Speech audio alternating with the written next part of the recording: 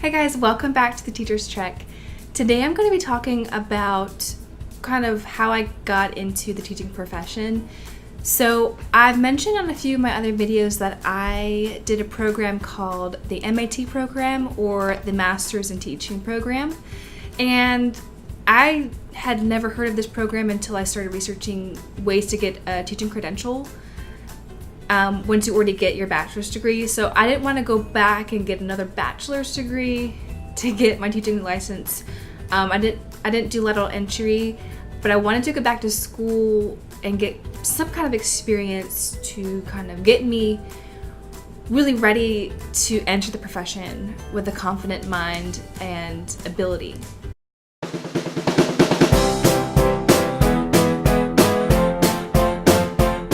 So a Master's in Teaching program is where you get basically a 2-in-1 deal. So basically you go into the program and you will get a master's degree as well as your teaching credential. So it kind of eases you into the profession, lets you do the academic part, but also gives you that experience that you would have gotten if you had gotten your undergrad. But it did go a little bit more in depth than you would usually get as an undergrad. So the Master's in Teaching program is mostly geared towards people who are going into teaching as a second career. I can say that in my program personally, there was a mix of younger students as well as about my age, which is I'm 26, so I was about 24 when I did the program.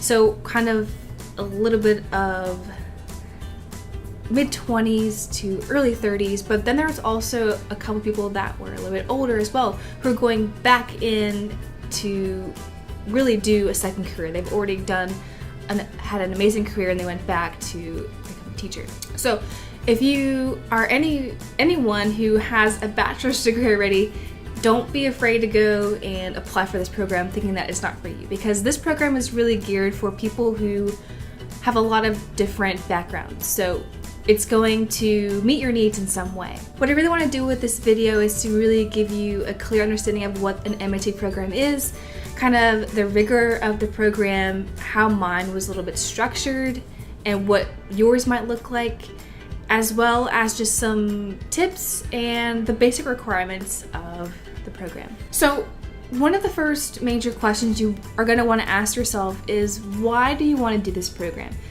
Now, I know a lot of people say that going into teaching is basically you giving up and just settling for being a teacher. Don't believe that. I had heard that a lot growing up, thinking that if you can't do, you teach, which is completely wrong. If you can teach, you can do anything. When you go into this program, really think to yourself, do I want to be a teacher? Why do I want to be a teacher? What aspects of teaching really spark my interest? What is your teaching philosophy? Go ahead and research everything you can about being a teacher. Really just think, brainstorm, do a mind map on a piece of paper about different reasons about why you want to be a teacher, because you want to go into it for the right reasons. Don't just think of this as a backup plan. Think of it as something that you want to pursue for the right reasons. Think about what you want to accomplish in this program. Now, the requirements for the program is, one, you need to have your bachelor's degree already. So this is going to be a master's program. So obviously you have to have your BA first, or your BS, before you can pursue this degree. So you need to have graduated with your undergraduate. You need to put in an application, just like anything else you would do, the same thing when you went to undergrad. You put in your application. There's usually going to be a fee with this. You can get it waived in a lot of cases if you have any financial troubles, but it's probably going to be about $60 to $100 depending on which school you apply to. You'll need to make sure that you also have copies of your transcripts sent to the Office of Admissions. So these need to be official transcripts, so you need to have them bought by the school that you graduated from and sent to your new school. I was lucky enough to go to the same school for both of my degrees, so I didn't have to really hassle too much with that. But just make sure that you get those transcripts out as soon as you can. More often than not, you're going to need some recommendations to apply to an MAT program, and this is where you're going to need to go back and find those connections that you made in your undergraduate to really help kind of sell yourself. Now, you're going to want to go back to those professors, or maybe it was one of your bosses from a part-time job, or someone that you know in a club or something, someone that was in charge of you in some way, someone who is a professional, basically. Anyone who is professional that knows you and can give a little bit of feedback on your character, and making sure that it's somebody that you know is going to write you a good recommendation. If you go to someone that you know doesn't really like you, that's dumb. You're also going to need a letter of intent. Now, this is where I think is the most important part of your application, is this letter of intent, because this is where you get to sell yourself. You have the power to basically explain to the admissions board why you want to be a teacher, why you want to be in this program, why is the school a good fit for you, and you have this chance. So make sure that you are editing and revising your letter of intent, making sure that it sounds personal, that it just really highlights who you are as a person, your goals, and really if you do all of that and you have people read it and give their opinions on it, then I really think that once you nail that down, you're more than likely in the program. Because in a lot of states, there is a teacher shortage. So they're looking for people who are going to be in this profession and they want to help shape teachers. And if they see that you have that passion for teaching, then they are going to accept you. Now, make sure that it is genuine. Don't lie. Be true to yourself. You're also going to want to take the GRE. So this is just basically like the SAT, where you take a test to figure out your score. And personally, I suck at standardized tests. I didn't do well in the SAT when I was in high school. I didn't really do too well in the GRE either. I just really test very terribly, plus math is not my thing, so of course there's a math section on it. But I didn't do excellent on the GRE, but I didn't fail it. So if you get a passing score, then you're good. I don't think you need to have a super high score to get into an MAT program, because they're not really looking for that. They're looking for people who are not only going to know the content, but are going to have that passion for the students. They don't want just smart people. They want people with a heart. You're also going to want to make sure that you take the praxis exam. So this varies on what type of teaching credential you need to get. But there might be more than one that you need to take, just keep that in mind. So you need to look into the program. More than likely it's on their website, and you can just go look at what test you need to take. Now, with my program, I didn't have to actually take the praxis tests until the very end of the year. So my program was only 1 year long, which was awesome, but it was very intensive. So I had a lot of coursework that I had to keep up with, as well as going into the classroom starting in the fall. And during the spring, during my full-time internship, I also had to keep up with schoolwork, being a full-time teacher, and working part-time, because I had to do that to make sure that I had my bills paid. Now, they suggest to not work while you are doing your student teaching, and I would highly suggest it if you can manage. But it is possible to get through your internship with a part-time job, because I did it, and many other people that I know did as well. But with the praxis exam, just make sure that you are researching locations where you can take the test, because it's usually on campus, or there's a few off-campus locations that you can go to take the test. Make sure that you look in advance. Don't wait till the very last minute, because these can book very fast and there's not always enough room for everyone to take the test. So make sure that you have your application in as soon as possible. Also, these tests do cost money as well, which stinks, but again, I think that there are some ways for you to subsidize these fees if you have a low income or you need assistance.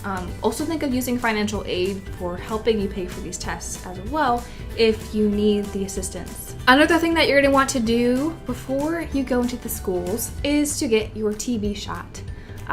So basically getting tests for tuberculosis. So you can't go into your internship without taking that test. And it's really quick. It's really easy. It's just a hassle to do, to make the appointment, to go to it and get the paperwork signed and returned. But again, just think of all the stuff in advance. They're going to give you a checklist once you get into the program, and just make sure that you are checking off all the things that you need to do, because it's a lot of paperwork when you first get into the schooling system. Yes, I would suggest keeping a list where you can check off everything to make sure that you have everything squared away, and that will save you a lot of headache, because just so many things to keep up with. Now, as I said, with time commitment, my program was 1 year long, which was very, very quick, and it went by in a flash. You could enter a 1 year program, you could enter a 2 year program, a 1.5 year, 3 years. It really just depends on the program that you go into. And I know that my school now has the option to go for the 1 year that I did, the more intensive course load, or you can do a 2 year program as well. So again, just kind of keep in mind what type of program will suit you the best, because if you are older and you have children, you want to make sure that you kind of can manage your time wisely. It can be kind of difficult to do this with a family, but again, it's possible to do. It's not impossible. Anything is possible. Basically, during this 1 full year that I did with the program, I was nonstop. It was just nonstop work, nonstop meetings, and it was a lot, but I really enjoyed the entire process. I got to know my peers very well, and we had this sort of community where we could reflect and just vent if we needed to, which was amazing to have as that resource. So the program setup is where you will have your courses, so you'll get some introduction courses. I did a course on teaching students with disabilities. I did a course on what it's like to teach children in poverty, which was very eye-opening to me. And I also took a class on instructional technology and leadership as well, and in general how schools in the United States are structured. So really just a lot of introduction courses that gave you a good overview of different topics in education. But again, it was a lot of reading and a lot of discussion in my classes, which really, it made me even more inspired to be in this program after taking the courses. Just having that conversation about why we need good teachers in our schools.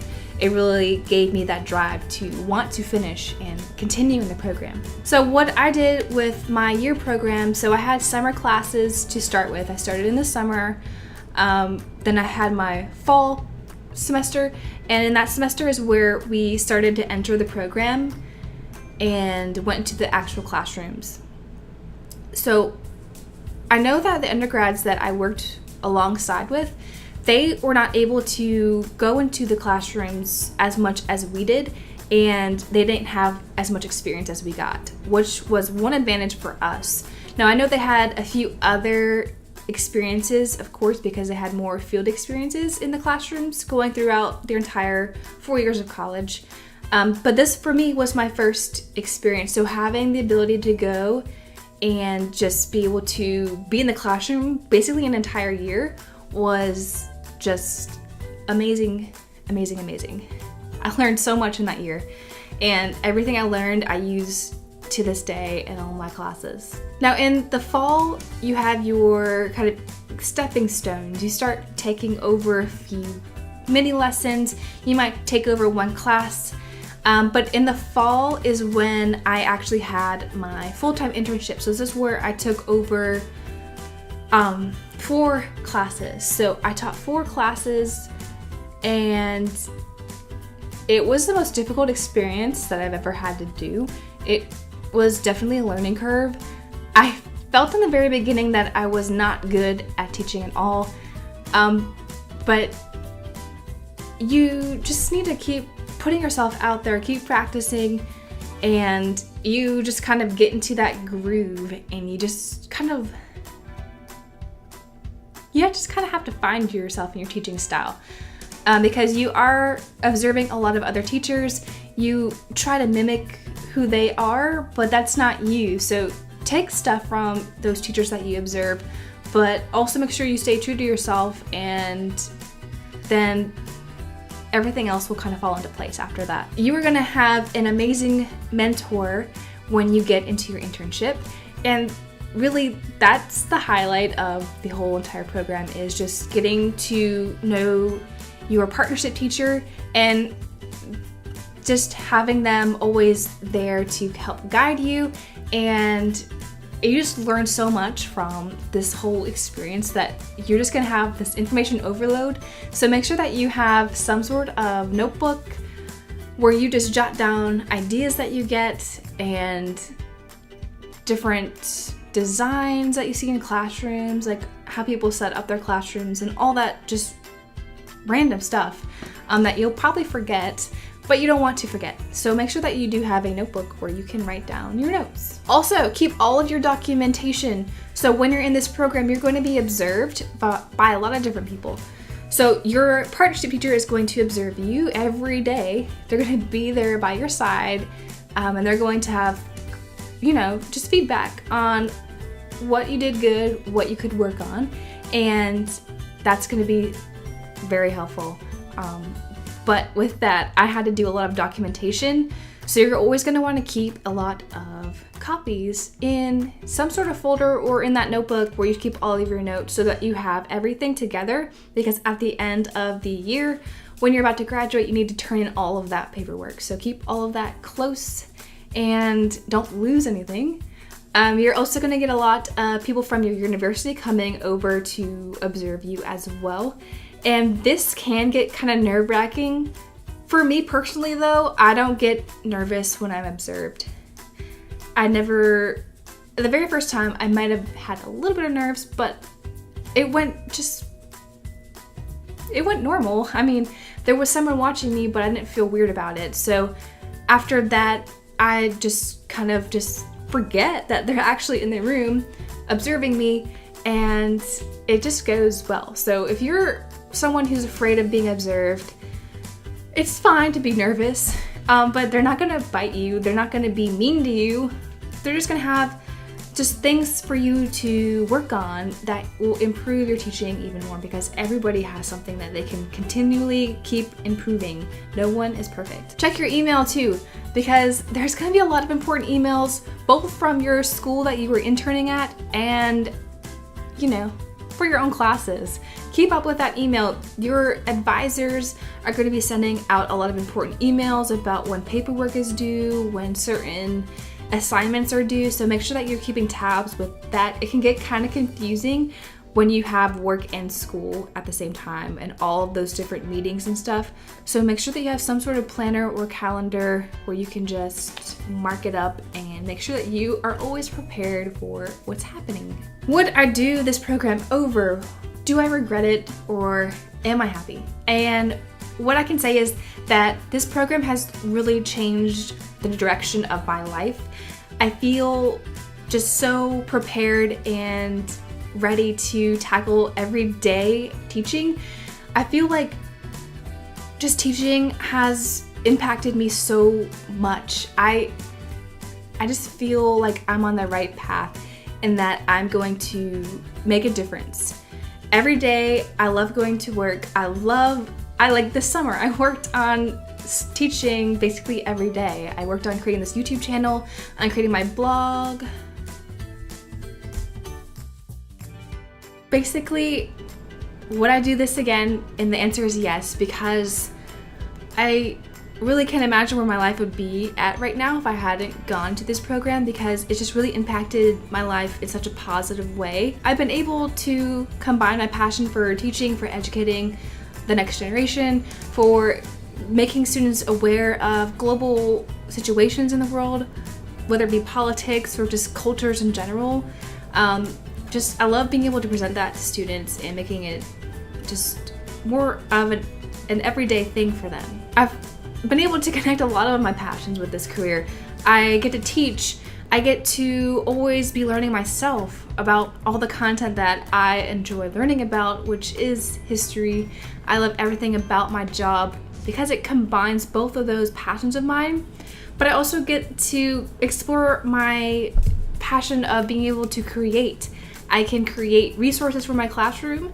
I can design things online for my classroom. I'm making these videos now for you guys. I just really feel like it's worth going into this program if you have any desire to try out being a teacher. Okay, so I hope I didn't leave anything out. I feel like I got everything into this video, but there's probably more questions that you have. So if you are thinking about applying to an MAT program and you have a question I didn't answer, just leave me a comment below. You can send me a message or anything. All my contact information is in the description down below. But if you are looking for more teacher inspiration, if you are a secondary teacher, if you're a teacher in general that wants to just follow other teachers, then you can check out my Instagram account. You can check out my blog. They're both linked down below. And if you have a teacher YouTube or Instagram account, leave a comment too, because I really want more teachers to follow. I found a ton of amazing teachers out there, but I know there's more and more popping up every day. So if you have either of those, just leave me a comment. I'm gonna go ahead and peace out now. So have a great afternoon, morning, night, whatever. I'll see you guys in my next video.